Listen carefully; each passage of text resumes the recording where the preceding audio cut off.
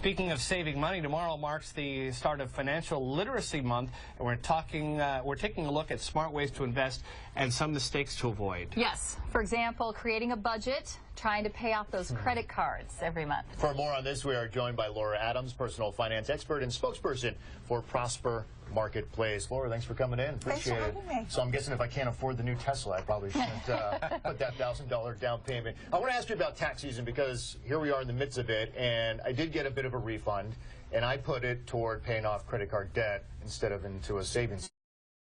Did I make the right choice? Because I think others may have that debate as well in the coming weeks. It is hard to know what to do with extra money. Maybe it's a tax refund, maybe it's a bonus, an inheritance.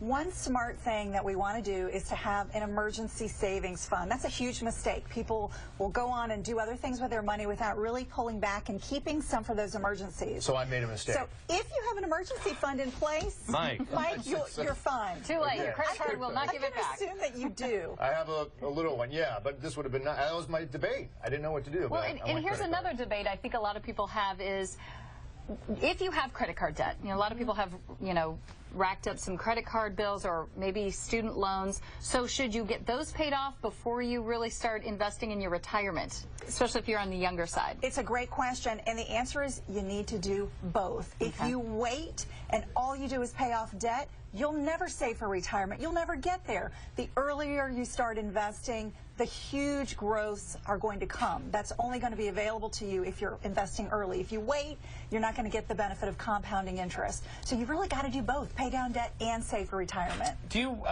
ever find that horror stories about people not saving for retirement inspire other people to do that? In other words, you hear of people who didn't save enough and they're having a tough time. Does that inspire other people who are younger to say, I don't want that to be me? It really should inspire people, and there are many, many sad stories. So we do need to think about what's the worst case scenario here, and what do I want my life to look like down the road? And really the secret is starting early. It's just doing very simple things. It's saving regularly, month after month, year after year. And if you start early, you're going to put yourself in a really good position to be financially secure. If you wait, you're going to have to pay a lot more money out of pocket to get there and to have security. Is that the biggest mistake you still see, is that people just start too late? They start late. They're not creating a spending plan that allocates that money out of their budget for the retirement.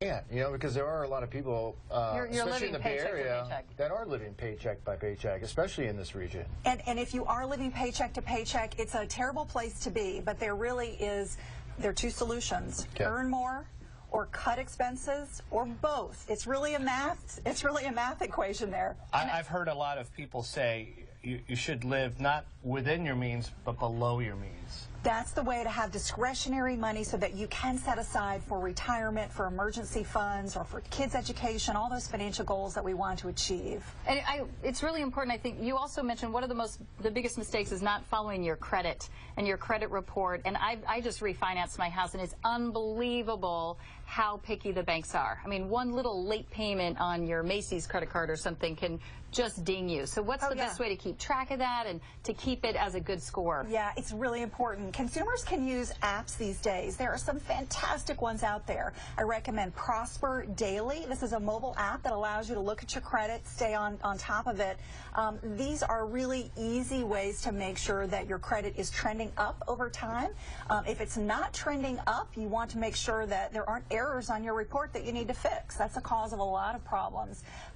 Good credit is going to save you money on mortgages, loans, insurance, and a lot of things. So it's very important to stay on top of it. Yeah, people get sucked into debt because we grew up, you always hear about peer pressure. But then as adults, your friend gets a house before you do, and they do this. Do you see that as you get older, that peer pressure still exists, and people bury themselves to stay competitive with their friends and people in the area? Yeah. It does, and we really have to step back and say, what are my values, what are my goals, and stay focused on those. If we want to have a safe, secure retirement and future, we've got to put that ahead of our immediate sort of buying impulses and wishes, like the bigger house and the better car. Those are great when you can afford it.